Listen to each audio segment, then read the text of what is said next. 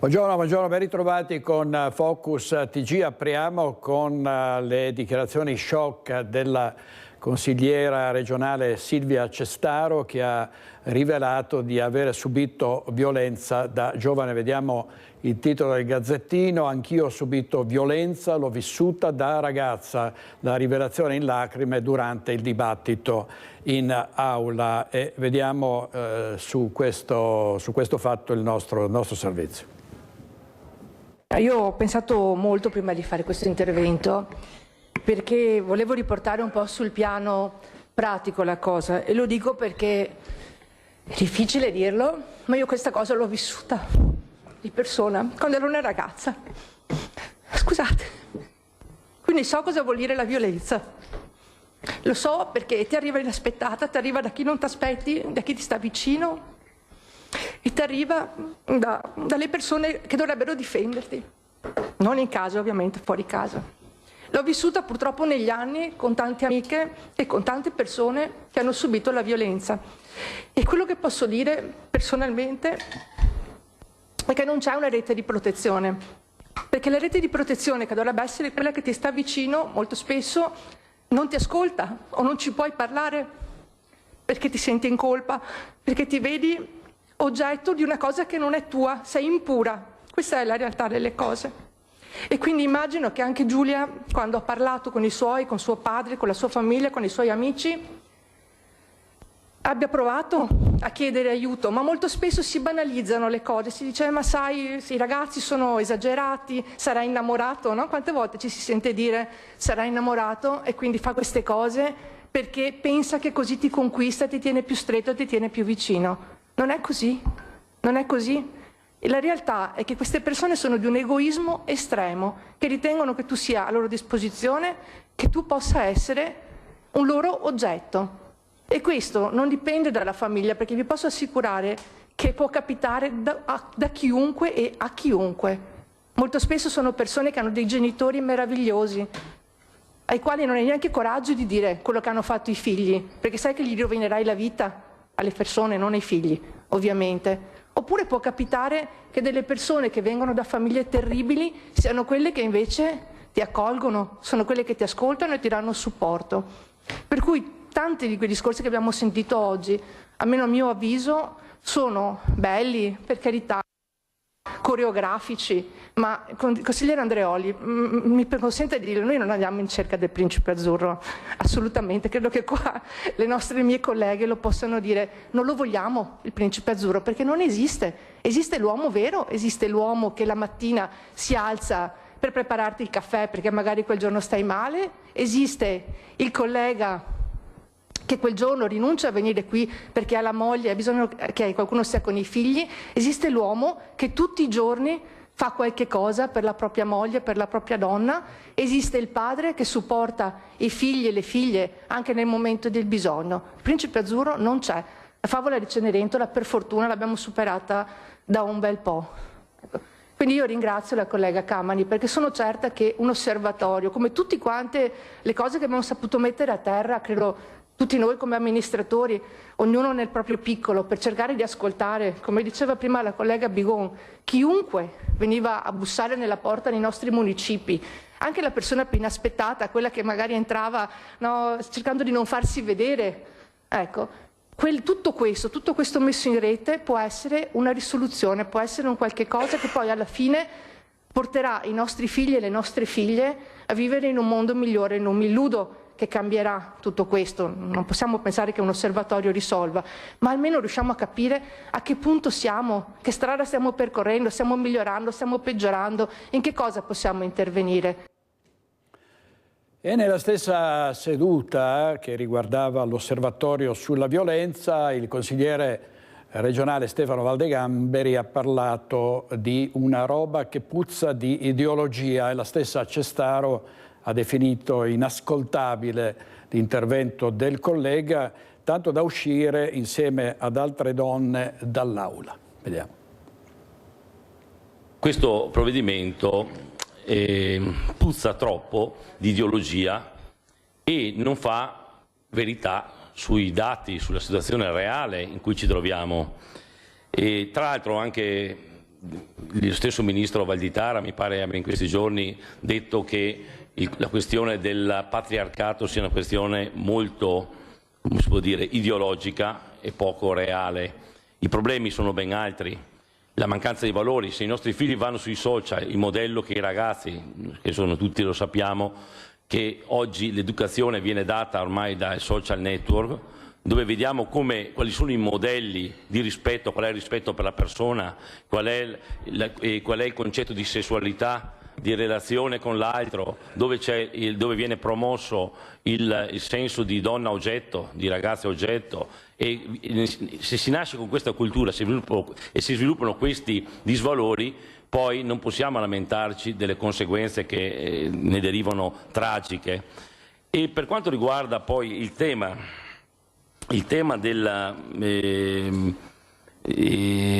viene posto relativamente alle donne, io potrei dirvi che questo tema riguarda anche molti uomini. In questi giorni, fatalità, mi è capitato di incontrare 2 associazioni di padri separati, i quali subiscono quotidiani ricatti sui figli, con una continua violenza, che è una violenza non fisica, ma una violenza psicologica, dove si buttano in rete vecchi insulti, si usano i figli come ricatto verso l'uomo. La violenza c'è ed va combattuta, ma va combattuta a 360 gradi, non a senso unico, perché non possiamo criminalizzare una parte e beatificare un'altra. Così Stefano Valdegamberi, che aveva già suscitato delle polemiche quando attaccò la sorella di Giulia Cecchettin, Elena, che aveva parlato di patriarcato dopo la morte della ragazza uccisa da Filippo Turetta. Andiamo avanti con la cronaca, torneremo in Consiglio regionale in diretta con Ilaria Marchiori per dare gli ultimi particolari, sentire altre reazioni. Andiamo purtroppo ancora sugli incidenti stradali. Si chiamava Michela Mezzetto, la donna vittima di un tremendo incidente stradale avvenuto sulla A4 tra Bigonza e Arino. Aveva 61 anni e viveva a Mira, stava andando al lavoro.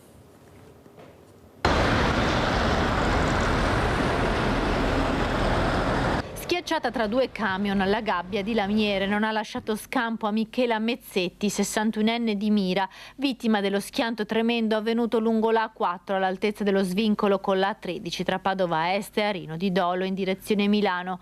La donna era alla guida di una Citroën Berlingo che è rimasta incastrata sotto un camion cisterna, coinvolto anche un altro mezzo pesante che ha tamponato l'auto. Quando sono arrivati i soccorsi, per la 61enne dipendente di un'azienda di prodotti ottici non c'era già più nulla da fare. Ferita la collega che era in auto con lei e l'autista del camion che ha tamponato la vettura. Illeso invece il conducente del tir cisterna. I feriti sono stati trasportati all'ospedale di Padova e di Dolo. Sul posto la polizia stradale di Padova per i rilievi e per cercare di ricostruire la dinamica del terribile schianto. I vigili del fuoco arrivati da Padova e Venezia hanno lavorato a lungo per rimuovere i mezzi coinvolti e liberare l'asfalto dalle lamiere. L'incidente è avvenuto intorno alle 8 di mattina, orario di punta del traffico, ha provocato lunghissime code anche fino a 12 km. Il tratto autostradale in direzione Milano è stato anche chiuso per consentire l'atterraggio dell'elicottero del SUEM che ha trasportato un ferito a Padova. La viabilità è ripresa regolare solo in tarda mattinata.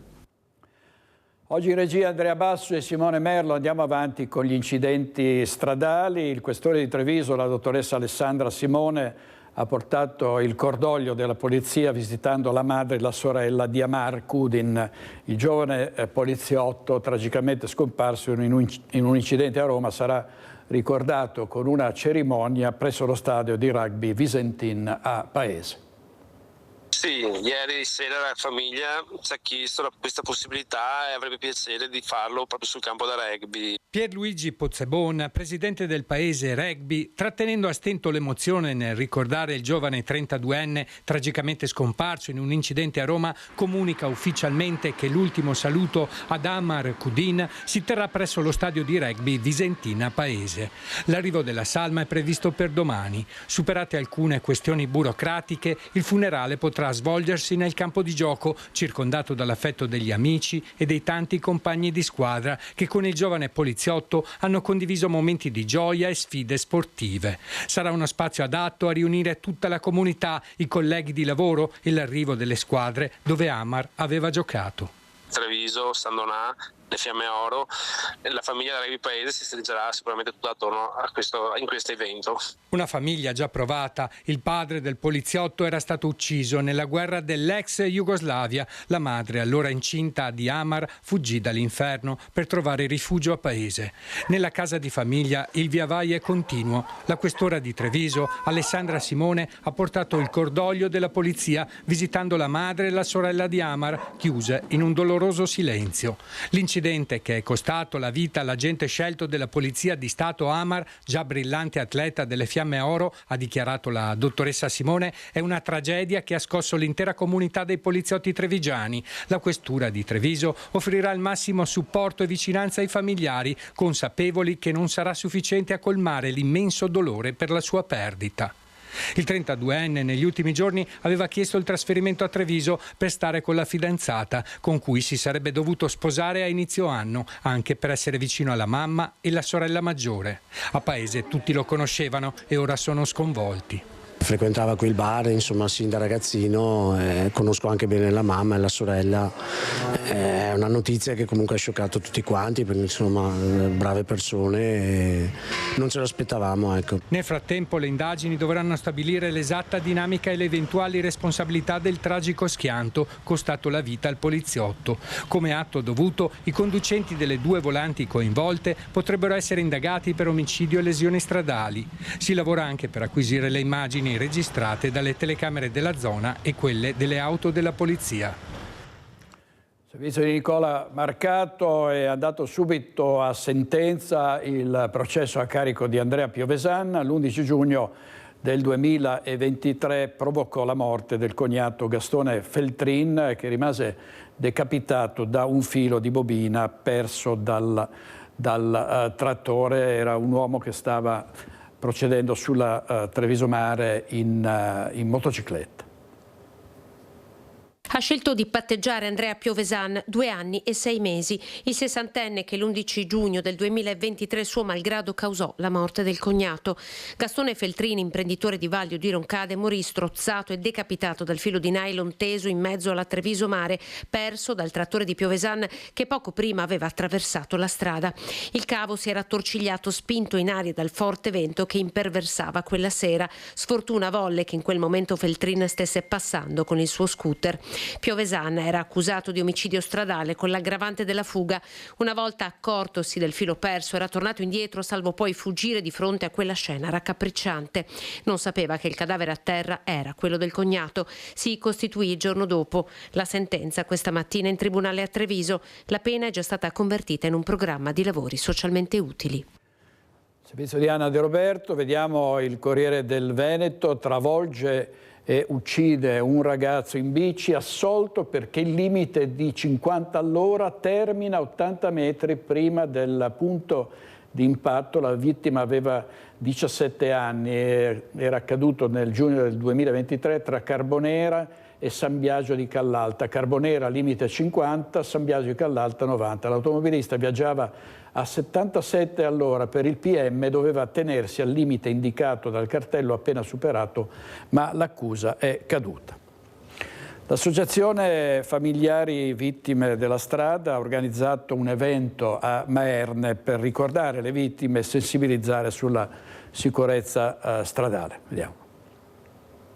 I numeri delle vittime della strada restano alti, 310 morti in Veneto e oltre 3.000 in Italia nel 2023. Le principali cause sono distrazione alla guida e l'assunzione di alcol o droghe. Contro questa continua strage, l'Associazione Italiana Familiari e Vittime della Strada, insieme alla Proloco di Martellago e all'amministrazione comunale, hanno allestito in piazza 4 novembre a Maerne un'installazione shock, un'auto incidentata con una bicicletta schiacciata e la sagoma di una donna sotto un lenzuolo, con messaggi come "correvo troppo" ed "ero ubriaco". È la campagna Ricordare per cambiare e basta fiori sull'asfalto. Solo nel 2023 ho perso 3 concittadini per incidenti stradali in moto. Nel 2024, qui a giugno, un altro signore di 61 anni che tornava da Venezia da lavoro, però quello che è rimasto più impresso è stato nel 2020, quando a dicembre ha perso la vita Nicolas di 17 anni. E noi come amministratori, ma anche come cittadino, dobbiamo fare di tutto per evitare queste stragi, per i familiari e per i morti che non ci sono più.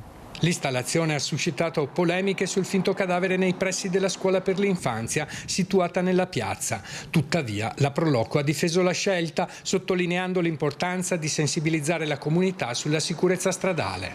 Ai bambini bisogna spiegare con le dovute cautele.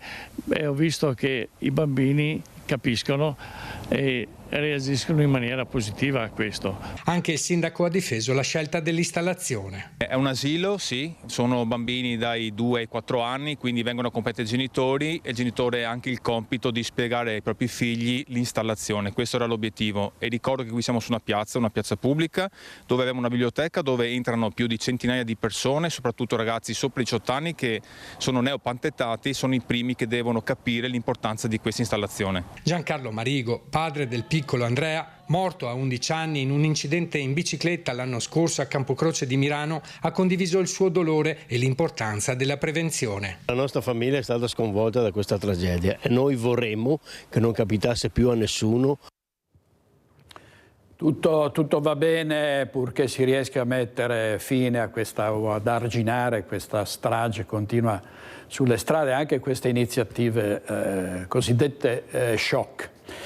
E ci sono purtroppo gli incidenti, anche gli incidenti sul lavoro, una tragedia in via Molinetto a Refrontolo, un operaio di 68 anni è precipitato da un'impalcatura morendo sul colpo. Si tratta di Marino Gazzola, dipendente di una società edile di Altivole.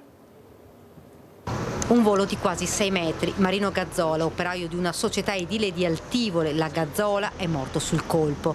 Da maggio i dipendenti stavano lavorando in questo fabbricato. Il cantiere prevede, secondo il cartellone esposto all'esterno, dei lavori di ristrutturazione con demolizione, ricostruzione e cambio d'uso con ricavo di una nuova abitazione e attività turistica. In pratica si stava realizzando un B&B. Nel pomeriggio la tragedia, l'uomo è salito sull'impalcatura, poi, per ragioni che dovranno essere accertate, è precipitato battendo violentemente la testa a terra. Sul posto sono arrivati immediatamente i soccorsi, ma per Gazzola non c'era più nulla da fare. Immediati gli accertamenti da parte degli uomini dello Spisal, del LUS 2 e dei carabinieri. È subito accorso anche il sindaco di Refrontolo, Mauro Canal. Qua, quando si vedono scene del genere, si rimane senza parole. Sono cose che non dovrebbero accadere, ma di fatto ci sono e anche con una certa frequenza. Ecco, io non è che abbia tante cose da aggiungere, se non le scene un po' strazianti che ho visto qui nel cantiere, anche di disperazione dei titolari di questa persona e anche di colleghi di lavoro, insomma, che ecco, sembrava impossibile potesse accadere proprio a loro. Un lavoratore esperto, preciso e attento, così lo descrivono tutti. Dal cantiere è uscito sconsolato il proprietario dell'immobile, non riesce a darsi pace, lui gestisce assieme alla figlia anche il ristorante che si trova accanto. Questa è di proprietà del papà? Sì, è proprietà del papà, sì. Una tragedia che non ci si poteva aspettare? No, nessuno poteva aspettarsi una cosa del genere. Lei ha sentito l'ambulanza, poi è corsa? Io solo ho sentito l'ambulanza, sono scesa perché pensavo fosse mio padre, invece dopo no. Purtroppo mi dispiace per la famiglia, quello sì, perché non me ne sarei mai aspettato, sinceramente. Il cordoglio unanime dei sindacati ai quali si unisce il segretario regionale del Partito Democratico, il senatore Andrea Martella. Morire del lavoro, dice, non è accettabile. Il rispetto delle normative e delle procedure di sicurezza, che non sono un costo o un lusso, è un dovere al quale corrisponde il diritto di ogni lavoratore alla sicurezza e alla vita. Giudizio di Daniela Sizzia. Uccisero il vicentino Tommaso Lotto nel corso di una rapina finita male e a questi uomini, quattro criminali, è stata inflitta una condanna dal Tribunale di San Paolo del Brasile di 90 anni. Condannati a 18 anni di carcere i fratelli Ilmi e Clinton Rakipai, 24, 19 anni, accusati di omicidio volontario nei confronti di un connazionale, Albert Deda, avvenuto il 23 luglio del 2023 nel cortile di un condominio del quartiere Forcellini a Padova. I due erano accusati anche del duplice tentato omicidio di altri 2 connazionali coinvolti nel violento litigio per un alloggio negato. I 2 fratelli, che dopo il delitto avevano tentato la fuga all'estero, erano stati bloccati al confine, rischiavano l'ergastolo, ma è stata fatta cadere l'aggravante dei futili motivi. Sono stati processati con rito abbreviato, che prevede lo sconto di 1/3 della pena, e sono stati condannati a 18 anni, mentre il pubblico ministero aveva chiesto una pena di 20 anni. Dovranno pagare un risarcimento di 500.000 euro ai genitori della vittima e 600.000 euro agli altri 2 feriti. Servizio di Francesco Rattai. Adesso andiamo ad Oderzo, dove sono stati identificati tutti i responsabili della maxi rissa, una delle tante, ma questa era stata una rissa davvero clamorosa. Andiamo subito in diretta da Francesca Bozza. Sì, buongiorno direttore, buongiorno ai telespettatori. Una rissa davvero importante per il numero dei partecipanti, che sono stati tutti identificati dai carabinieri della compagnia di Conegliano, che avevano subito avviato le indagini immediatamente dopo questa rissa scoppiata la sera del 1° novembre, intorno alle 19:30, in pieno centro, nel cuore di Oderzo, tra via Mazzini, piazza Carducci, piazzale Europa. Che cosa era successo? C'era stato questo, si erano affrontate 2 fazioni, questo da quanto hanno ricostruito i militari dell'Arma. Da una parte 2 giovanissimi, perché si tratta tutti di giovani tra i 16 e i 21 anni, da dire un solo minorenne, tutti residenti tra San Biagio di Callalta e Ponte di Piave.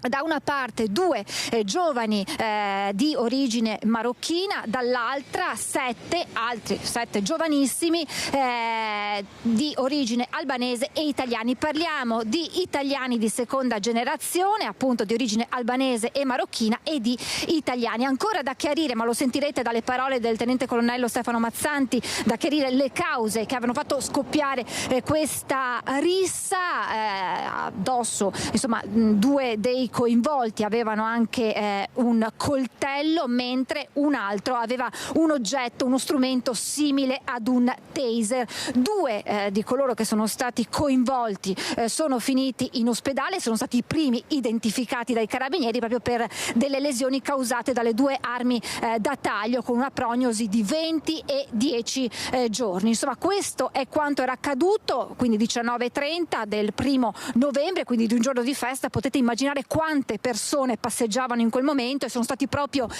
i presenti in piazza a chiamare immediatamente le forze dell'ordine. Sono state le loro testimonianze e le immagini riprese dalle telecamere di videosorveglianza dei vari punti della città nei quali questa rissa si è svolta a permettere ai carabinieri di identificare e denunciare a piede libero tutti i 10 coinvolti nella rissa. Ma allora sentiamo nelle parole del tenente colonnello Stefano Mazzanti, comandante del reparto operativo dei carabinieri di Treviso, quelli che sono stati gli esiti di queste indagini, e poi la linea può tornare allo studio. Siete riusciti a identificare i responsabili della rissa del 1° novembre a Oderzo? Sì, allora le attività della compagnia di Conegliano hanno consentito di dare un volto a tutti coloro che sono stati coinvolti nella rissa del 1° novembre. Sono circa una decina di persone che dovranno rispondere del reato di lesioni personali, rissa e porto abusivo di armi e strumenti atti ad offendere. Sono in parte stranieri, in parte italiani, e durante la colluttazione ci sono stati appunto l'uso anche di armi bianche che hanno cagionato delle ferite ad alcuni di loro. Ancora da chiarire le cause, ma quello che avete appurato è che è stato un confronto tra 2 fazioni distinte. Sì, parliamo di la provenienza sostanzialmente da 2 comuni, sono 2 fazioni che però non abbiamo ancora compreso il motivo per cui si sono scontrate.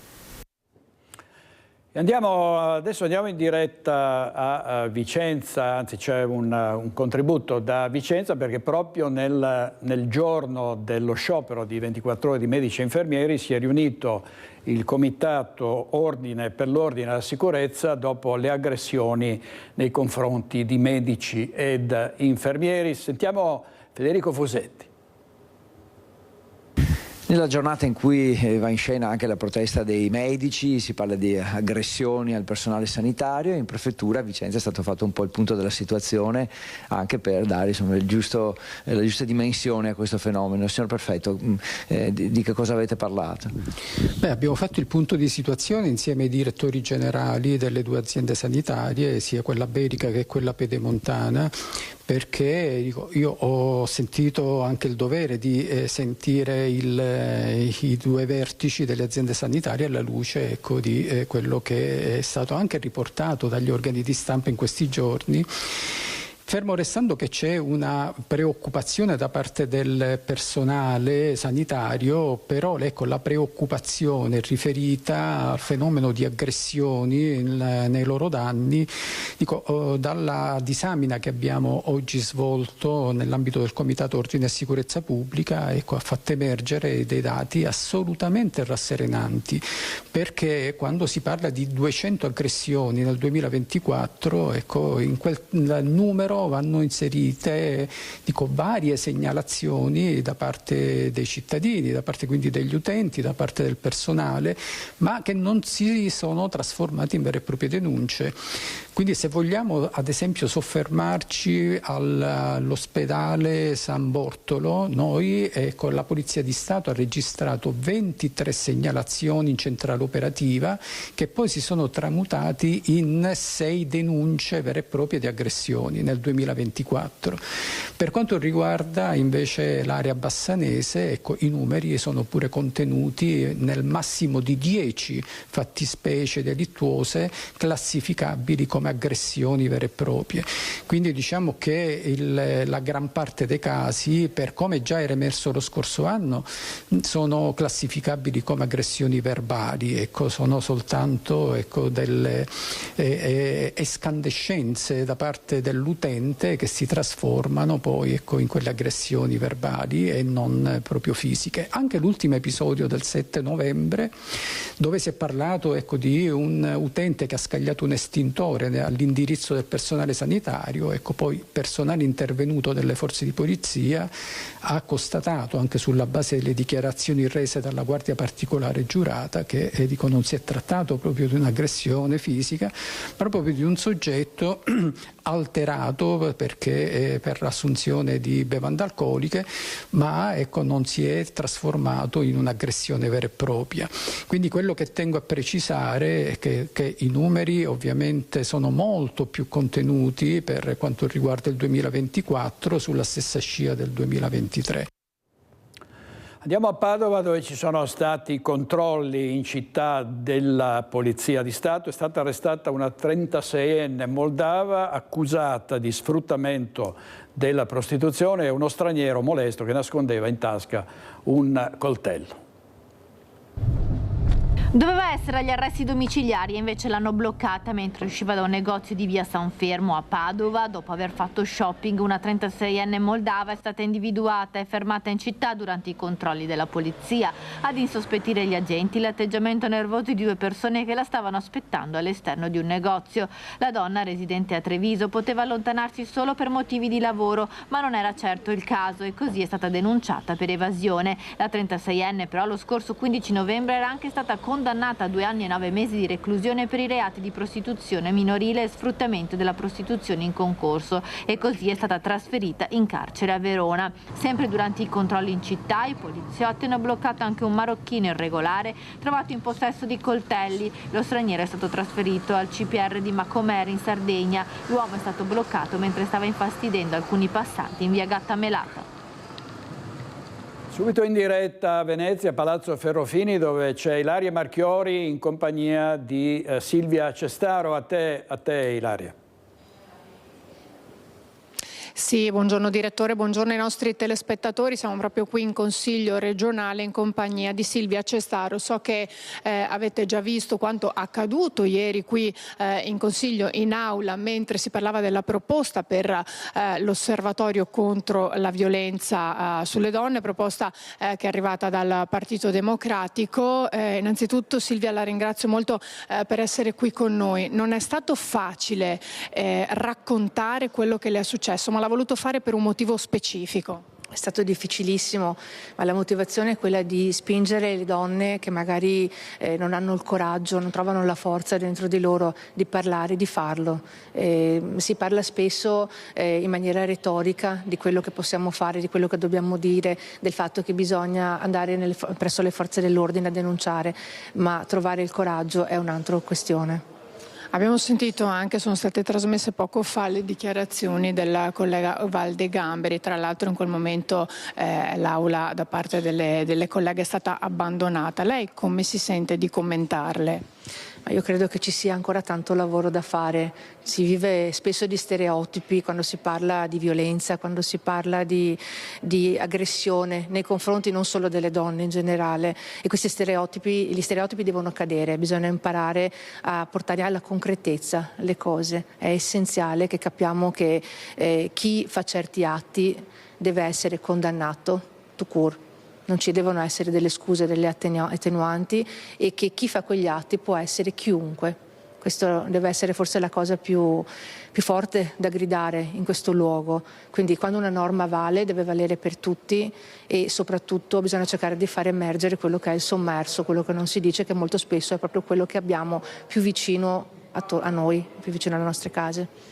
Quanto lei ha dichiarato è importantissimo anche come messaggio da lanciare, perché l'orco, chiamiamolo proprio così, non è così lontano da noi, può essere in casa, può essere fuori, può essere anche un vicino, insomma quando c'è paura anche di denunciare, di segnalare, forse anche proprio per questi motivi. Sì, assolutamente, anzi più vicino è, molto spesso più paura fa, e riuscire a dare una rete, un supporto alle persone che si trovano in queste difficoltà, ben sapendo che la grande platea di persone purtroppo che sono sottoposte a questo tipo di vessazioni è enorme, è molto variegata, perché abbiamo donne che vengono picchiate, famiglie intere che vengono sottoposte a dei trattamenti terribili, ma abbiamo ragazze giovani che magari da sole non sanno come affrontare la problematica. Giulia credo che sia forse l'esempio che abbiamo più eclatante, ma potremmo fare una sfilza di nomi infinita. Come abbiamo la donna di una certa età. A me ha colpito moltissimo un caso che è successo in provincia di Belluno, di questa donna che per molti anni è stata maltrattata, vessata dal marito, e che solo in età avanzata ha avuto il coraggio di denunciare e di ribellarsi a questo tipo di comportamento. Ecco, questo deve essere nostra forza, ma deve essere anche una forza che viene dalla società, che viene anche dagli uomini che ci sono vicini. Io devo dire che nella mia esperienza, adesso sono passati molti anni, è una cosa che ho superato, se si può mai dire che si supera una cosa del genere, ma mi ha rafforzato. E nei tanti anni, ripeto, ho visto tantissimi casi e tantissimi tipi di violenza diversa, e anche delle reazioni che non ci si aspetterebbero da parte delle donne, da parte di donne che si sono sentite in colpa, che si sentivano quasi, avessero quasi bisogno di essere picchiate per dimostrare di essere veramente donna, di essere veramente moglie, di essere veramente capace di essere la compagna che il marito, chiamiamolo così, o il compagno volevano vicino a loro. Ecco, tutto questo va superato, e la vicinanza che ho avuto io, ma anche tante di loro da parte del mondo maschile, è un esempio. Io non voglio assolutamente demonizzare quello che è il mondo maschile, perché certi uomini hanno una sensibilità incredibile, e credo che sia anche importante che anche loro facciano cadere un po' questa maschera. Non vogliamo il superuomo, l'uomo che piange, l'uomo che sa commuoversi, l'uomo empatico è l'uomo del futuro. Ecco, ci teneva anche il consigliere Alberto Villanova poco fa, l'abbiamo intervistato, a dire non tutti gli uomini sono uguali, per una mela marcia ce ne sono 100 invece, per cui vale la pena. La ringrazio molto Silvia per questa sua testimonianza. Se non ci sono domande dallo studio io restituisco la linea. Ilaria, intanto grazie ancora a Silvia Cestaro. Vorrei sapere da lei se ritiene sufficienti le nuove misure nel codice rosso e se non si possa aumentare la protezione delle donne che hanno il coraggio di denunciare i loro aguzzini. Sì, ne stavamo tra l'altro parlando anche poco prima di collegarci. Dal direttore mi chiede se lei ritiene sufficienti le misure del codice rosso e soprattutto in merito anche alla protezione di cui stavamo parlando prima, perché è proprio una domanda che le avevo posto prima di collegarci in merito anche alla protezione che una volta svanita poi si rischia di ritrovarsi con un pugno di mosche in mano e anche con il terrore che perseguita queste donne. Credo che sia questo qua il grande ostacolo che abbiamo nel riuscire a far emergere questo sommerso, perché la donna che si ritrova nella condizione di denunciare non ha mai la certezza della pena, non ha mai la certezza che nel proseguo della sua vita non avrà più di fronte quell'uomo che le ha usato violenza, e in questo dobbiamo agire. Lo possiamo fare come politica, ma sappiamo benissimo che le norme, poi le leggi devono essere fatte rispettare dalle forze dell'ordine, che fanno un lavoro incredibile, ma spesso si trovano poi a trovarsi di fronte a una giustizia che non sempre dà quelle risposte che magari la donna o la famiglia vorrebbero avere. Questa è una cosa che dovrebbe trovare una soluzione diversa, alternativa, perché non si può pensare che la donna che viene maltrattata, che viene violentata, che viene picchiata tutti i giorni, sia lei costretta a lasciare il suo ambito, la sua famiglia, la sua casa, il suo luogo di lavoro, se ha la fortuna di averlo, perché poi nel momento in cui uscirà dalla galera la persona che l'ha ridotta in quelle condizioni si troverà a dover rivivere tutto questo. Quindi tutto questo bisogna cercare di trovare dei percorsi e delle strategie che permettano a queste donne di avere quante più garanzie possibile, e voglio cogliere l'occasione per ringraziare i centri antiviolenza per tutto quello che fanno. Credo che per queste persone che lavorano nei centri sia difficilissimo dover ascoltare tutti i giorni questi casi di violenza, e mi chiedo anche come fanno delle volte, perché ci sono veramente delle situazioni che ti stringono il cuore, per cui li ringrazio di cuore, e come Regione, credo, come Lega e anche come personalmente farò di tutto affinché possano essere valorizzati, riconosciuti e aiutati in tutte le maniere. Ecco, questo è un ringraziamento importante ai centri antiviolenza, quelli che sono qui anche nel Comune di Venezia, lavorano davvero incessantemente, e i numeri purtroppo che ci vengono forniti non sono in calo ma sono in aumento. Però il messaggio, e lo vogliamo ribadire proprio a pochi giorni dal 25 novembre in cui verrà celebrata la giornata contro la violenza sulle donne, di non avere paura di denunciare. Questo è un messaggio che è importante che le donne vittime di violenza recepiscano e cerchino di affrontare, perché poi la rete c'è e va rafforzata, perché lo sappiamo, si sta facendo tanto in tal senso, però l'importante è riuscire a fare un primo passo. La ringrazio ancora, consigliere, qui da Venezia restituisco la linea allo studio. Grazie molto Ilaria Marchiori e a Sandro Ponchio per la parte tecnica. Andiamo a Bassano, dove ci sono in tutto il Veneto tante iniziative contro la violenza alle donne, a Bassano anche una fiaccolata. Sentiamo Vanessa Banzato. 25 novembre, giornata di lotta contro la violenza sulle donne. Mai come quest'anno questa giornata è così sentita da tutti i comuni, da tutte le amministrazioni comunali che hanno deciso ancora una volta di fare rete. C'è da dire che non dovrebbe essere soltanto il 25 novembre la giornata in cui si porta avanti questa forte battaglia contro la violenza sulle donne, ma è importante già che ci sia questa forte partecipazione partecipazione, a ridosso tra l'altro della costituzione della nuova associazione che porta il nome di Giulia Cecchettin, la ragazza che giusto un anno fa è stata trucidata da Filippo Turetta. Il papà, i fratelli di Giulia Cecchettin assieme a tante altre persone hanno portato a Roma, presentato a Roma questa associazione, e io mi trovo assieme a Maria Pia Mainardi Agostinelli, che tra l'altro è proprio la referente bassanese dello Spazio Donna, e assieme all'assessora alle pari opportunità, alle politiche sociali di Bassano del Grappa, Francesca Busa. È proprio con loro che vogliamo lanciare questo forte messaggio di partecipazione a tutte le persone che appunto vivono nei comuni interessati. Si parla di oltre 20 comuni che saranno interessati il 25 novembre da una fiaccolata comunitaria, ma soprattutto con Maria Pia Mainardi vogliamo ricordare l'importanza di un momento come questo, a ridosso, come dicevo, dell'intitolazione di questa associazione a Giulia Cecchettin. La situazione permane così, lenta, tranquilla, che va avanti, però le donne soffrono ogni volta questa prevaricazione maschile nei loro confronti. Quindi abbiamo anche il dovere di dirlo alla cittadinanza, di dire guardate che continua, quindi bisogna che cambiamo tutti, e da soli in questa iniziativa non si fa nulla. È per quello che siamo qua, 23 comuni tutti assieme, con l'ULSS, i comuni, le forze dell'ordine, il consultorio eccetera, perché assieme riusciamo ad avere una voce comune per dire basta, adesso non ne possiamo più.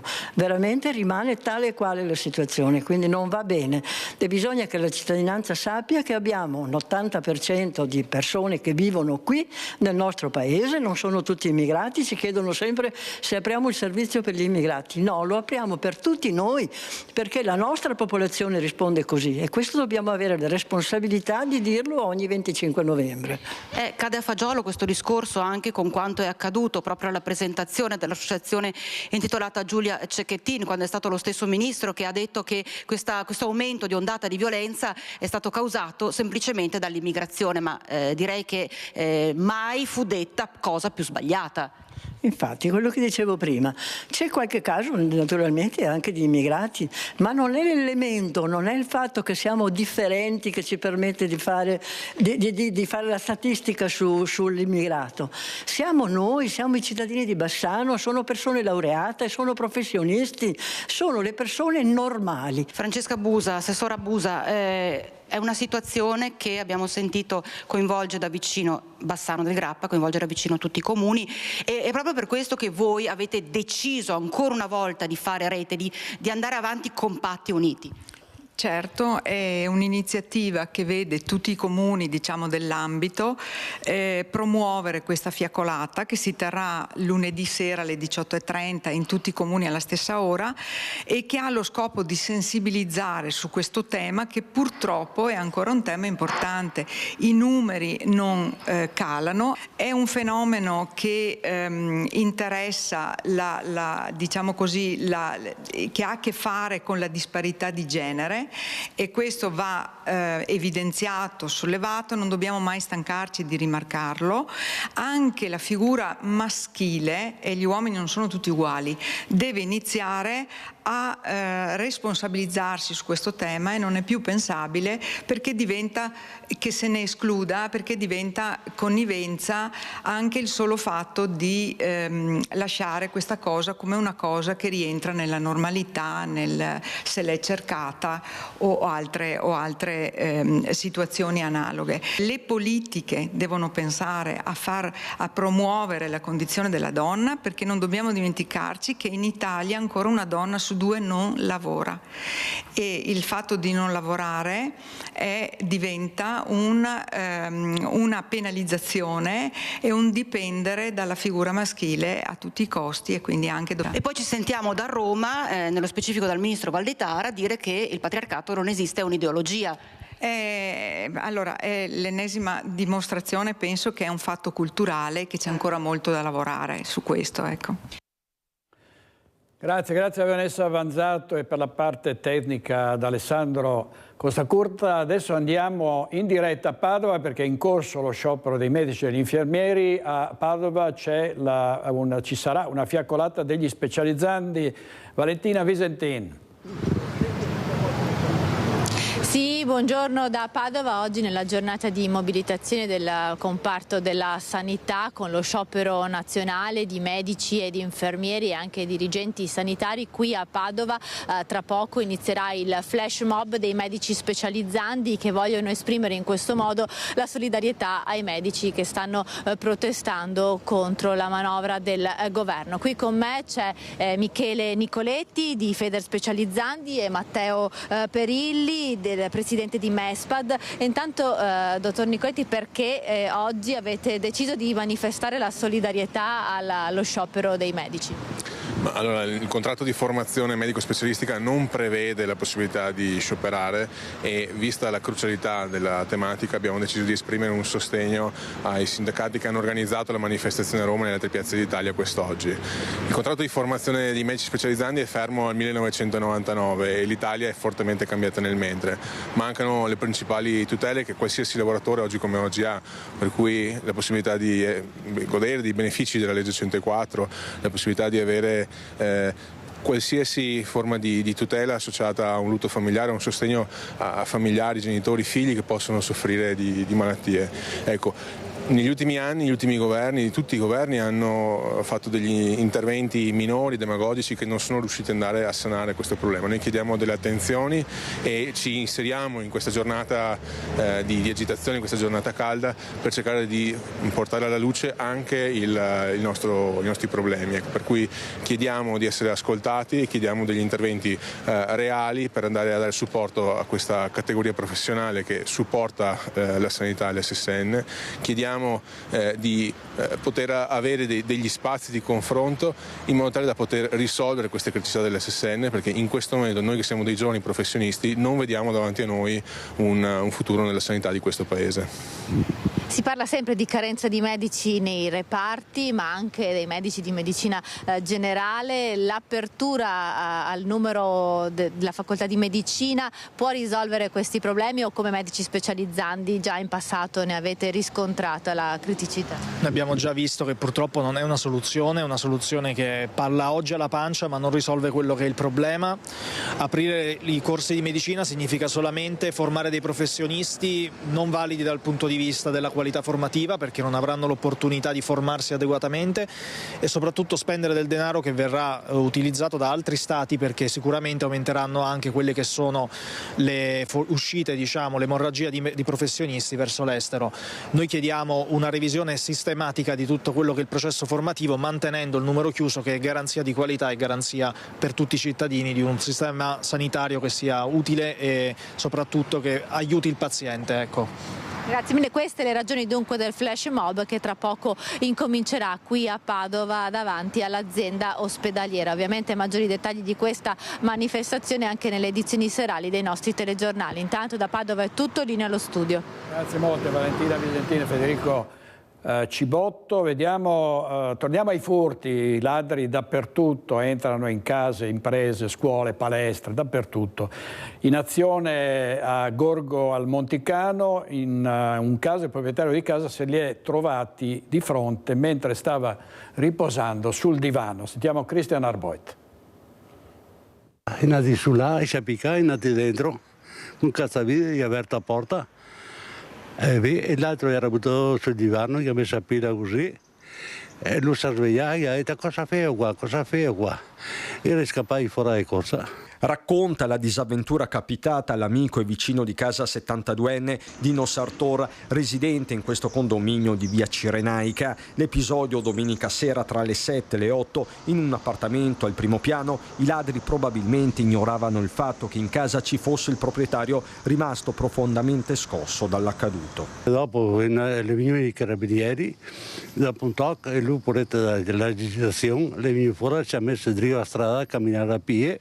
Una serata concitata per Gorgo al Monticano, con i ladri che si sono introdotti anche in un appartamento al piano terra di una palazzina a poche decine di metri, sempre in via Cirenaica, nei pressi del bar a Roma. Di là il marito e moglie erano via, no, che sono andato a trovare la figlia e il nipote, e praticamente hanno rabattato su tutta la casa, tutto l'appartamento. Io stavo andando a messa e sentivo delle urla. perché dopo mi ha raccontato mio marito che sono venuta a casa da messa.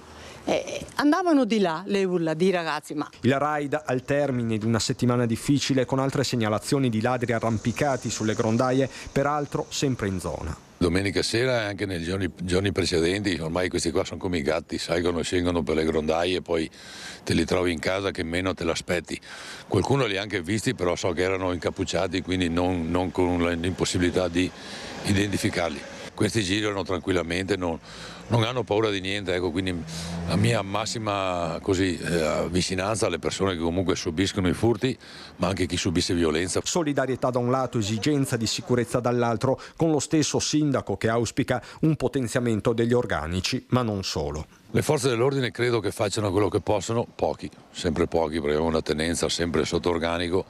Il periodo giusto, forse mi sembra quasi che la storia si ripete ogni anno. Dobbiamo cercare di trasmettere serenità alle persone, quindi chi può fare questo? Forze dell'ordine, magistratura, ragazzi, cerchiamo tutti assieme di fare il nostro dovere al meglio, insomma, ecco. Ed è fondamentale la collaborazione dei cittadini, proprio le notizie dei residenti nelle zone più colpite, anche le immagini della videosorveglianza sono valse a permettere alle forze dell'ordine di fermare una vettura con i ladri che avevano colpito a Rossano Veneto. Sono una decina i furti o i tentati furti negli ultimi giorni solo a Rossano Veneto. Le razzie dei ladri hanno colpito varie zone del territorio, suscitando allarme e preoccupazione. La solidarietà a nome mio, del sindaco e dell'amministrazione ai nostri concittadini che hanno subito i furti o che hanno subito i tentati furti, perché alla fine le sensazioni che si provano quando qualcuno entra in casa tua e tocca le tue cose o tenta di entrare in casa tua sono veramente spiacevoli. L'allarme è diventato concreto quando le notizie su una vettura sospetta sono state fatte convergere alle forze dell'ordine. Le loro segnalazioni hanno consentito di identificare l'auto e di far scattare ieri sera intorno alle 18 l'allarme alla nostra videosorveglianza. Allarme scattato appunto verso le 18 che ha permesso di dare via un'operazione congiunta tra carabinieri e polizia locale fin a restringere il cerchio intorno alla macchina dei malviventi che l'hanno abbandonata e si sono dati alla fuga a piedi. Bottino a bordo, visto l'orario ancora non ce n'era, ma è probabile che le intenzioni fossero quelle di colpire ancora. Il sistema ha funzionato, il nostro sistema di videosorveglianza, sicché noi speriamo di no, speriamo di no. Per il momento dunque i ladri sono avvisati. La collaborazione tra cittadini e forze dell'ordine ha funzionato, ma abbassare la guardia con tutto l'inverno davanti sarebbe un errore.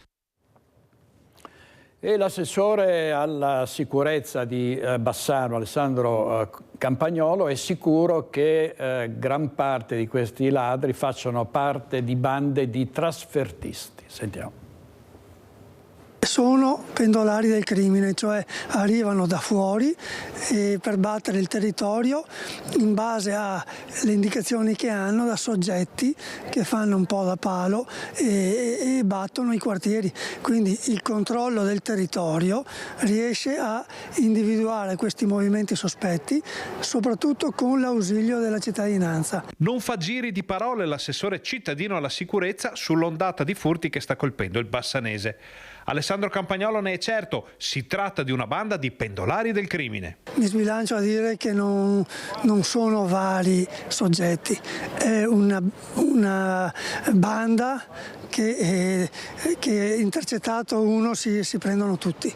Quindi io auspico che con l'attenzione, con un po' di pazienza, le forze dell'ordine riescono a intercettare questa che secondo me è una batteria di soggetti che batte il territorio. Un gruppo strutturato quindi che proprio in questa dinamica potrebbe avere la propria debolezza se cittadini e forze dell'ordine collaborano. Va supportato da un'adeguata copertura del territorio da parte delle varie forze di polizia che già stanno dando segnali di muoversi in maniera programmata. Cosa serve a conti fatti per fronteggiare un'emergenza di questa portata? Una interazione tra le varie forze di polizia, carabinieri, polizia locale, a coprire il territorio il più possibile con l'ausilio anche della cittadinanza che segnala eventuali movimenti sospetti. Forze dell'ordine e cittadini a braccetto sono la ricetta dell'assessore Bassanese e telecamere naturalmente. Più che allerta, la copertura del territorio e l'ausilio delle telecamere che vanno comunque monitorate ci permetterebbe di intercettare anche solo dalle letture delle targhe, perché sappiamo che certe vetture vengono usate come deposito del materiale che viene rubato. Quindi attenzione, un po' di malafede da parte di chi osserva. Una situazione che per molti richiama l'attenzione sulla necessità di riportare la polizia locale sotto il controllo completo dell'amministrazione cittadina, uscendo quindi dall'Unione Montana. Un tema che fino a qualche giorno fa ha alzato la tensione fra i comuni e che potrebbe portare a clamorose svolte. Servizio di Ferdinando a Garavello, e poi ci sono ragazzi che aggrediscono loro coetanei, ne sono stati denunciati 4 a Feltre per una rapina messa a segno nel settembre scorso proprio ai danni di un altro ragazzo. Vediamo.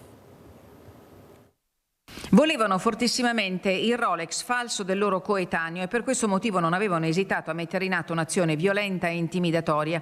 Il gruppetto aveva accerchiato e minacciato il giovane a cui con la forza era stato sfilato l'orologio dal polso. Una rapina in piena regola messa a segno lo scorso 2 settembre in pieno centro a Feltre. Il racconto del ragazzino, comprensibilmente sotto shock ai genitori, aveva fatto immediatamente scattare la denuncia ai carabinieri della compagnia di Feltre in un periodo movimentato all'epoca per episodi simili. Il giorno precedente su un pullman un giovane era stato preso a botte da 4 coetanei, tra loro una ragazza, che erano riusciti a impossessarsi delle sue cuffiette wireless.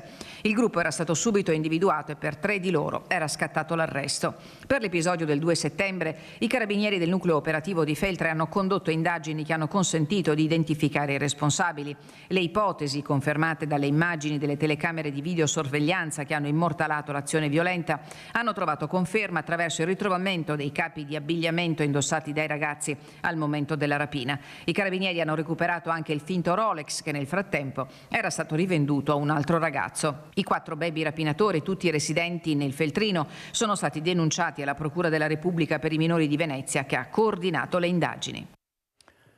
La rissa all'Osteria Canova con decine di ragazzi che sono venuti alle mani ferendosi sia pure lievemente. I titolari hanno chiesto aiuto al comune per arginare una tendenza che sembra stare caratterizzando tutti i sabato sera della Movida. Buongiorno. Buongiorno Gisella, siamo ben incontrati. Ciao. Cosa è successo? Il sindaco di Treviso Mario Conte arriva all'Osteria Canova a metà mattina. Ditemi cosa possiamo fare, dice. All'indomani della notizia che i titolari, dopo l'ennesimo momento di tensione del sabato sera tra i ragazzi, starebbero valutando l'idea di anticipare l'orario di chiusura del locale. Non sarà così. In programma per ora c'è solo la chiusura simbolica del prossimo sabato sera, serrande abbassate per dare un segnale. Noi per fortuna abbiamo i video, le fotografie di queste persone e qui dentro forti anche del supporto che ci dà la polizia locale, il comune eccetera, non daremo più da bere. Questa è l'unica cosa positiva e vogliamo appunto mandare questo messaggio chiaro che qui non diventerà mai il Far West. L'accordo con il comune che mette in campo la sua polizia locale con un potenziamento in quest'area e un incontro che presto sarà fissato in prefettura. Il problema sono queste bande di ragazzini che già da tanto, e lo si sa, girano per Treviso cercando un motivo per fare la rissa, mescolandosi a quelli che sono dei bravi ragazzi. Poi dopo si fanno spallucce l'uno con l'altro e la situazione poi dopo degenera nel giro di 10 secondi, ripeto, perché fortunatamente sabato sera mi sono messo in mezzo io, si sono messi in mezzo i bodyguard, però comunque, ripeto, la cosa non è servita. Tante volte è proprio difficile per la mancanza di educazione che hanno tanti ragazzi. Da questo bancone sono passati migliaia di ragazzi, studenti e non. Tra i 700 e gli 800 clienti si riversano a ridosso di Porta Santi 40 nel weekend. Un pezzo della storia di Treviso, l'Osteria Canova, che di fronte a gesti e di aggressività e maleducazione come quello di sabato sera non ci sta e prova ad invertire il corso delle cose. Sono problematiche che hanno tanti altri miei poveri colleghi e se non è qui è 100 metri più in là. Sono qui a chiedere aiuto e noi istituzioni ci mettiamo al loro servizio sia con la polizia locale sia favorendo un incontro con la questura, perché se c'è una piccola parte di clientela che gira per i locali cercando di far casino, è quella piccola parte di clientela che va fermata. Così il sindaco di Treviso, presidente dell'ANCI Mario Conte. Andiamo in pubblicità, ma state con noi perché tra poco parleremo di teatro e di cultura con il presidente della Fondazione del Teatro Stabile del Veneto, Giampiero Beltotto. A tra poco.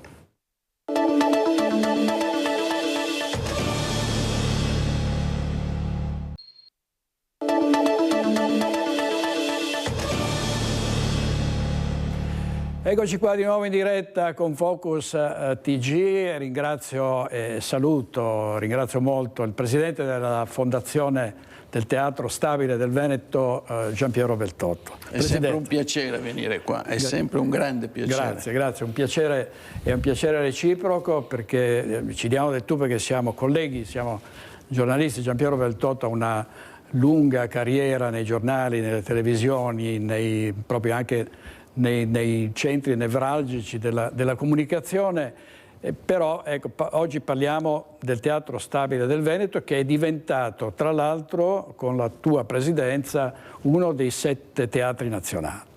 Sì, noi siamo uno dei 7 teatri nazionali, siamo diventati fondazione e devo dire che stiamo ripercorrendo la strada del grande teatro veneziano. Venezia è stato un luogo fondamentale per il teatro europeo. Si veniva a Venezia per arrivare a Parigi e i parigini venivano qua per imparare a fare teatro. Poi ci sono stati lunghi decenni di crisi, di difficoltà. Mi pare che oggi stiamo riprendendo quota con una presenza nazionale di tutto rispetto. Ecco, i teatri, ricordiamo, sono il Teatro Goldoni il Teatro Goldoni di Venezia, il Teatro del Monaco a Treviso e il Teatro Verdi a Padova. A Padova gestiamo anche un'altra sala e poi abbiamo, e io ne vado orgogliosissimo, abbiamo ormai convenzioni sia con l'Estate Teatrale Veronese, grazie al sindaco e all'assessore alla cultura veramente che hanno impresso una velocità diversa, sia con l'Olimpico di Vicenza, grazie al sindaco di Vicenza. E poi la Regione ci ha ingaggiato per una produzione internazionale da fare nell'ambito della inaugurazione delle Olimpiadi di Cortina. Ecco, la Fondazione serve, si è deciso di passare alla Fondazione proprio per coinvolgere il maggior... Per i soldi. Noi siamo passati a un regime diverso perché stiamo cercando di convincere l'imprenditoria veneta che aiutare il teatro e aiutare il territorio, e se si aiuta il territorio, lo ha detto stamattina proprio Tommaso Carraro, e se si aiuta il territorio cresce anche l'industria. C'è un rapporto strettissimo fra teatro e imprenditoria. In Veneto ce lo siamo dimenticato, anzi, come non sono veneto ve lo siete dimenticati per molti anni, ma non solo per colpa vostra. Lo Stato ha dato, e malamente, dei soldi su cui è stato disattento, io credo. Invece bisogna essere molto attenti quando si gestisce il denaro del contribuente. Obiettivamente il fatto che noi siamo passati da più o meno 7 milioni di ricavi a quasi 11 milioni e mezzo dice che lo Stato è attento, ma anche l'imprenditoria torna a investire sul teatro. Quindi non torna a fare elemosina, torna a investire. È fondamentale. Ecco, tra i privati so che c'è molto interesse, ci sono già dei privati che stanno contribuendo. Allora, noi stiamo chiudendo una prima fase che è partita con un mio articolo che è stato pubblicato dal Corriere del Veneto e che diceva diamoci una mano. Dopodiché, diciamo, come ogni buon questuante, sono partito una specie di fragaldino che invece che le noci portava solo il sacchetto vuoto, e stiamo chiudendo questa prima fase proprio adesso. Mi piace però dire che è trevigiano Il primo che ci ha detto di sì è IMOCO.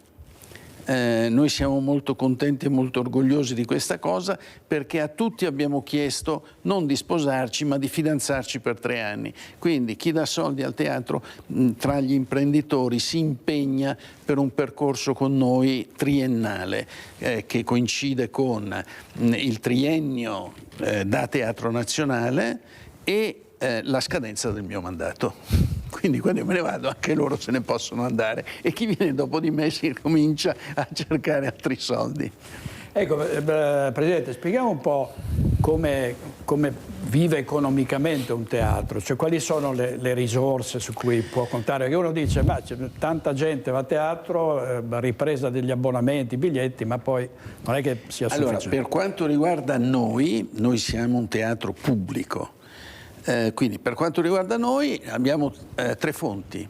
La prima fonte è pubblica, quindi i nostri soci pubblici, che sono i comuni di Padova, di Treviso e di Venezia e la regione, in particolare la regione del Veneto, le camere di commercio di Padova, Venezia e Treviso, che sono nostre socie, Confindustria, che è nostra socia, la Fondazione di Venezia, che è nostra socia, e la provincia di Padova.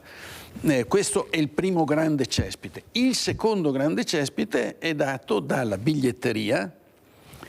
E guardate che abbiamo fatto un salto importantissimo, perché oggi la biglietteria ci dà un importante vantaggio, perché la gente apprezza i nostri spettacoli e viene e compra i biglietti.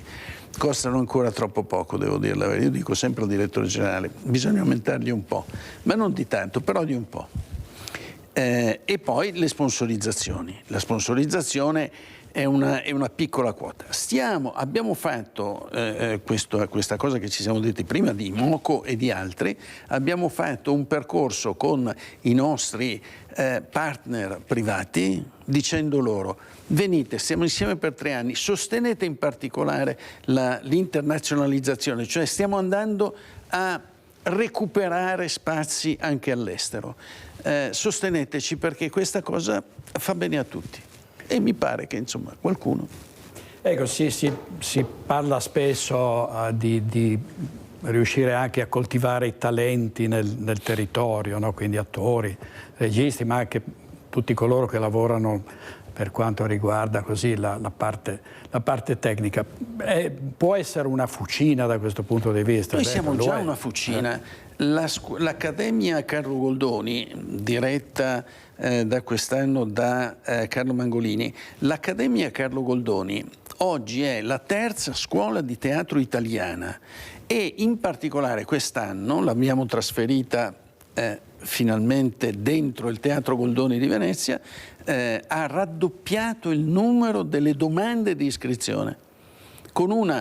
Tutti sanno poi che è una scuola molto seria, molto severa, e quindi diciamo, dato X il numero degli iscritti, arrivano a diplomarsi dopo 3 anni un numero molto limitato, ma tutti questi trovano lavoro. Tutti questi alla fine rimangono a lavorare nel mondo dello spettacolo. Quindi è proprio un volano anche occupazionale, no? Sì, certo, ma non solo occupazionale, perché formare giovani talenti significa alimentare l'idea del Veneto come di un luogo dove è importante fare industria, fare impresa, fare imprenditoria, insomma tutte queste cose che i veneti fanno sempre benissimo, ma formando questi talenti si dà anche un'immagine finalmente di Veneto capace di leggere tra le righe della società italiana ed europea.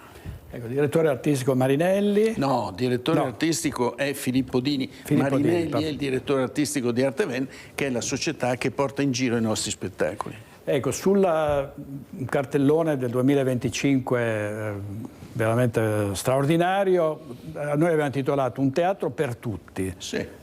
Allora, siccome io sono vecchio, poi corro il rischio di dimenticarmi qualche cosa, allora leggiamo perché viene meglio. Stasera ci vado anche io, c'è Alessandro Preziosi a Padova, e fa Aspettando Relir, e secondo me sarà uno spettacolo bellissimo.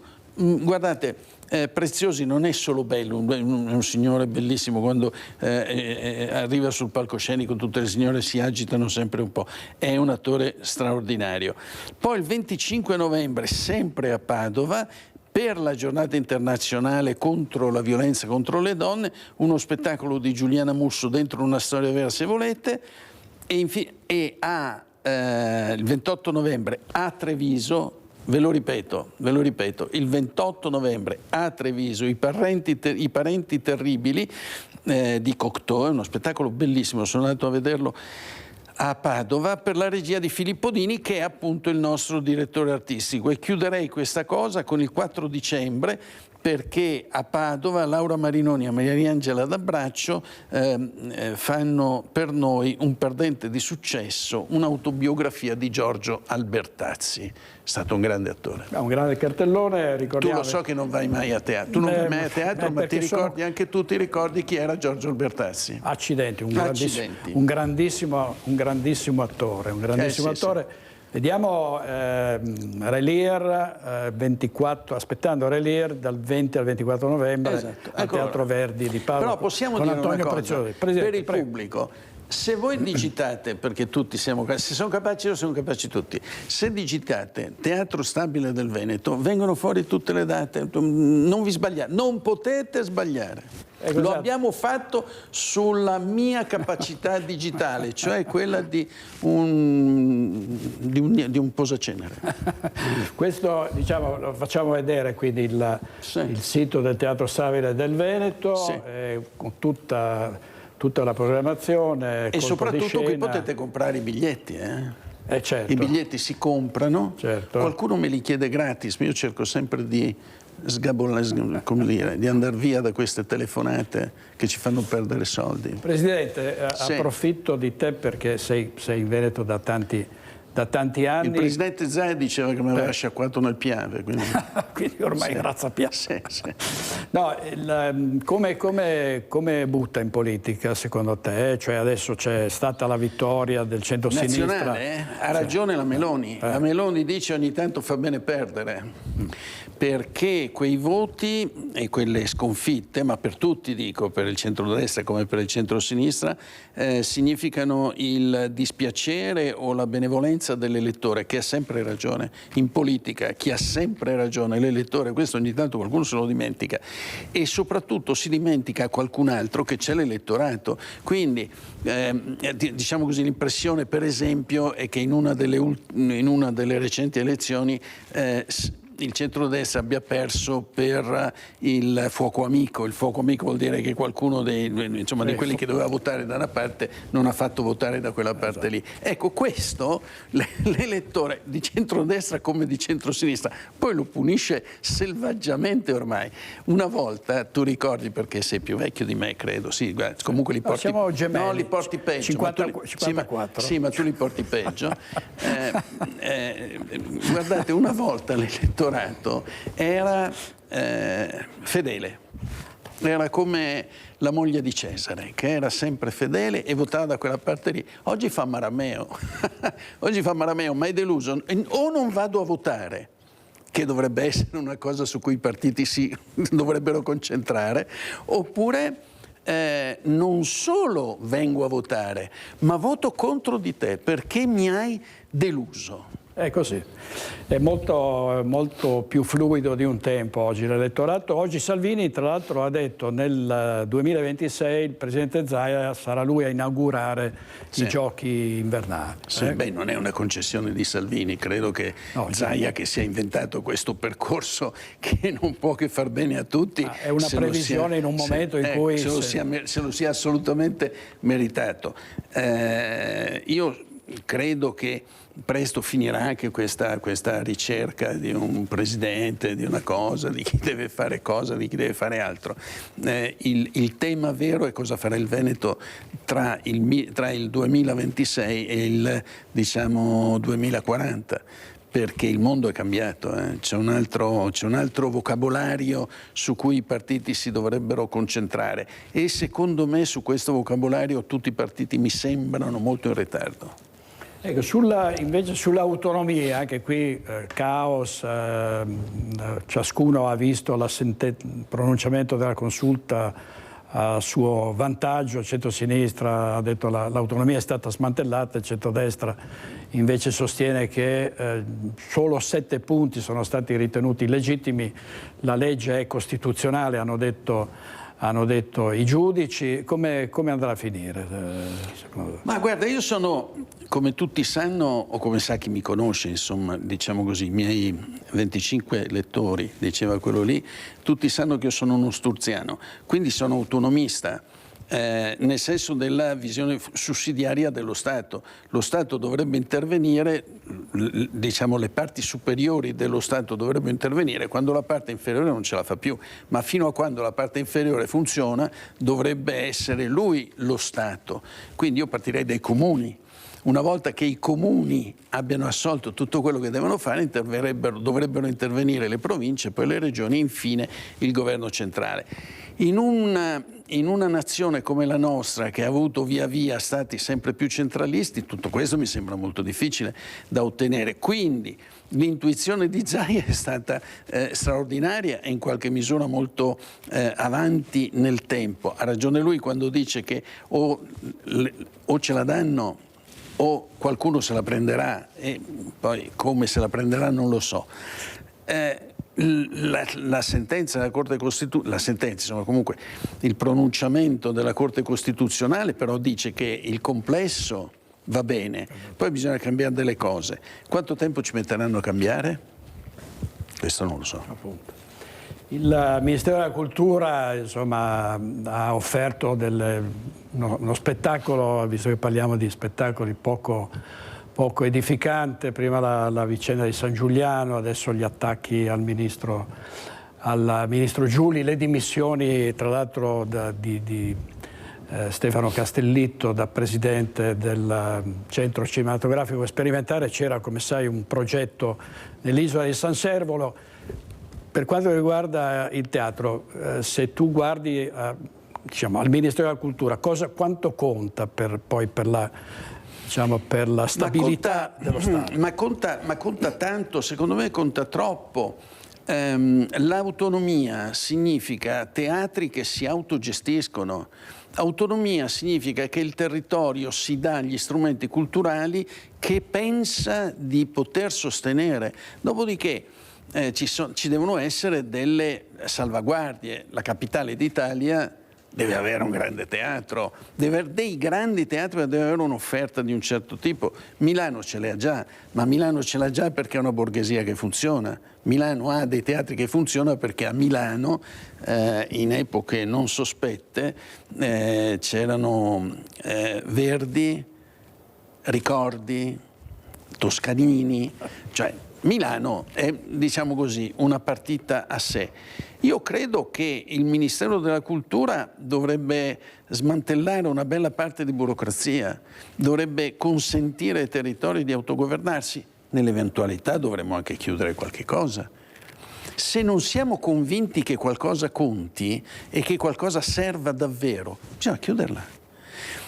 Le iniezioni inutili fanno male anche al paziente. Io credo che se il Veneto dovesse contare su di sé davvero, potrebbe perfino far meglio di come fa. Musica per le nostre orecchie che abbiamo qui da 7 anni, non nel TG ma la sera, il bandierone. Sì, lo vedo. Lo vedo. Sempre nella speranza. Abbiamo tolto il counter quando è stata approvata la legge. Ma adesso aspettiamo che insomma l'autonomia ma è come proceda. Per la RAI, perché tutti ricorderanno che il popolo disse che la RAI andava privatizzata. Io sono un vecchio dipendente della RAI e devo molto alla RAI, però ora poi quando il mondo cambia anche le leggi, i sistemi devono cambiare e l'elettorato disse, il popolo italiano disse in un famoso referendum privatizziamo e infatti non hanno privatizzato niente, quindi c'è qualcosa che non funziona nella testa del legislatore.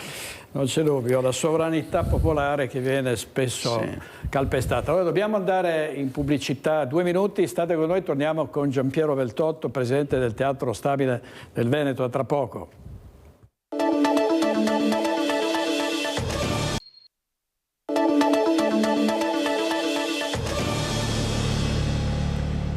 Siamo in diretta con il presidente della Fondazione Teatro Stabile del Veneto, Giampiero Beltotto. Apriamo una finestra sulla violenza. Questo è un fatto, un'aggressione avvenuta in zona stadio a Vicenza. Sentiamo Carlo Alberto Inghilleri.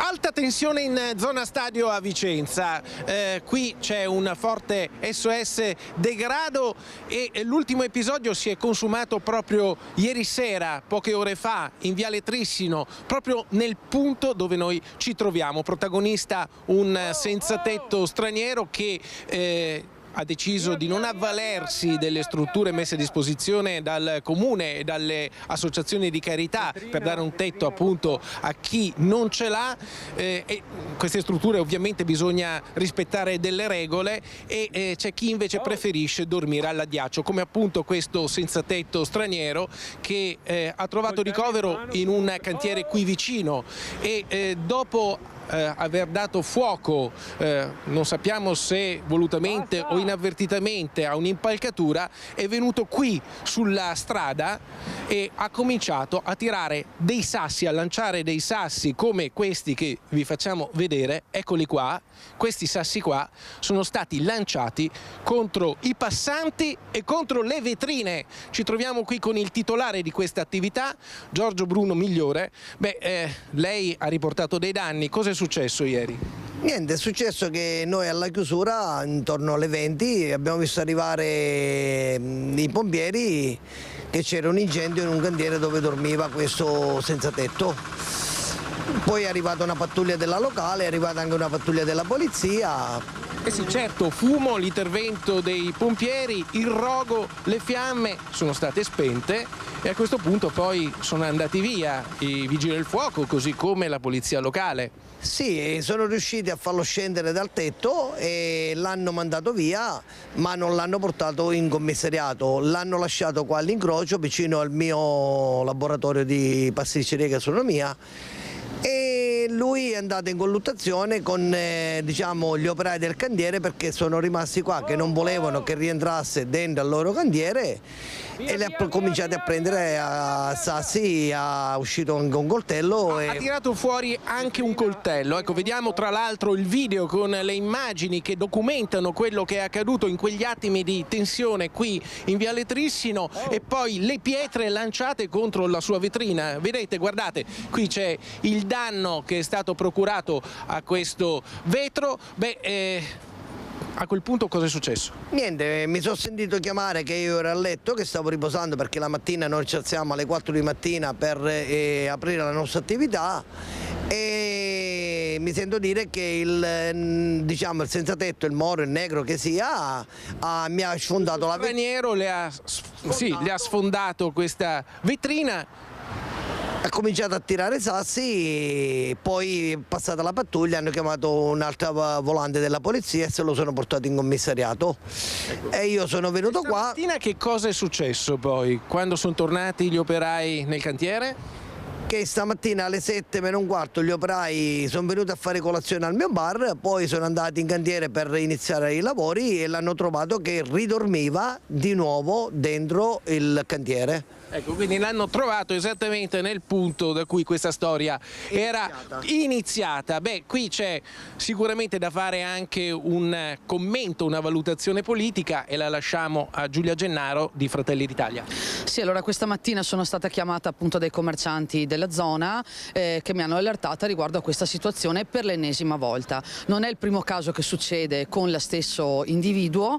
Allora io mi domando, sinceramente capisco la difficoltà anche dell'amministrazione nel gestire i senzatetto, i tossici e tutto ciò che sta girando per Vicenza, però se il caso è singolo come in questo frangente sarebbe giusto che l'amministrazione si prendesse in carico il caso di questo individuo che a mesi alterni o a settimane alterne in base a come gli gira fa danni a cose e a persone, perché non è un problema di un intero centro abitato, è un singolo individuo che non che non viene gestito bene dall'amministrazione comunale, perché è chiaro che questa persona abbia dei gravi problemi. Quindi un appello alle istituzioni perché prendano in carico questo personaggio che sta creando dei problemi di degrado. Non è l'unico, qui è una zona dove vengono segnalati diversi episodi, schiamazzi, problemi di degrado, un degrado che ormai i cittadini ma anche i commercianti percepiscono concretamente, sensibilmente, e ne abbiamo avuto una prova proprio questa sera, la sera passata. Noi abbiamo una paura a chiudere la sera, in effetti non chiudo mai io da solo, o io lascio mio figlio o mia figlia, la titolare del bar, da sola, perché abbiamo paura a chiudere, essendo da soli e sempre essendo 2 o 3, meno male magari riesce a metterci un po' di paura, e allora... E questo, insomma, abbiamo paura, avete sentito, questo è l'SOS lanciato qui dal quartiere Stadio di Vicenza, un SOS forte che arriva alle istituzioni. Dice Carlo Alberto Ghileri, che è il responsabile della nostra redazione di Vicenza. Presidente, questa ormai è cronaca quotidiana, no? Violenza... No, certo, noi ci sentiamo... in balia del primo individuo matto che gira per le strade. Siamo abbastanza vecchi per ricordarci quando gli individui matti giravano a Milano col mitra e facevano le spaccate, poi ci sono stati i terroristi, poi ci sono stati quelli che ci aspettavano sotto casa perché noi la pensavamo magari in modo diverso da loro, no? I Katanga, tutta questa roba, il movimento studentesco, noi ci ricordiamo. Quindi niente rispetto a questo, ma una società debole e individualistica ha paura. Torniamo a essere comunità e avremo meno paura, perché una cosa così la si gestisce anche senza carabinieri, polizia. Una società coesa potrebbe gestirla in modo diverso. Presidente, chiudiamo con la Fenice, è saltato l'Otello, che... Un grande dolore. Un grande dolore. Il fatto che alla Fenice ci siano dei problemi ha una ripercussione immediata, intanto sulla città, perché questo è ovvio, ma su tutto il sistema culturale veneto, perché la Fenice per noi è la grande nave dietro la quale tutto il sistema viaggia. Non è la Biennale, è la Fenice, almeno questo per quanto riguarda lo spettacolo. È una sconfitta di tutti. Questo clima così sindacale è una sconfitta per tutti. Io mi auguro che non ci sia dietro qualche tramaccio della politica, di queste cose, perché devo dare fastidio al sindaco piuttosto che devo dare fastidio a qualcun altro. Qualunque problema deve poter essere risolto senza fare uno strappo come quello che è avvenuto, che guardate è davvero sanguinoso. Perché se la Fenice perde in autorevolezza, tutto il sistema culturale veneto perde in autorevolezza, e questa sarebbe una sconfitta davvero per tutti. Presidente, grazie molto, davvero. Giampiero Beltotto, Presidente della Fondazione Teatro Stabile del Veneto, grazie. Grazie a voi che ci avete ospitato. Raccomando a tutti di andare a teatro, magari non proprio solo quelli del Teatro Stabile del Veneto, ma andate a teatro, fa bene a tutto, anche all'umore qualche volta. Non c'è dubbio, grazie anche ai nostri registi Andrea Basso e Simone Merlo. Ci vediamo stasera a Focus alle 21:15. Buona giornata, arrivederci.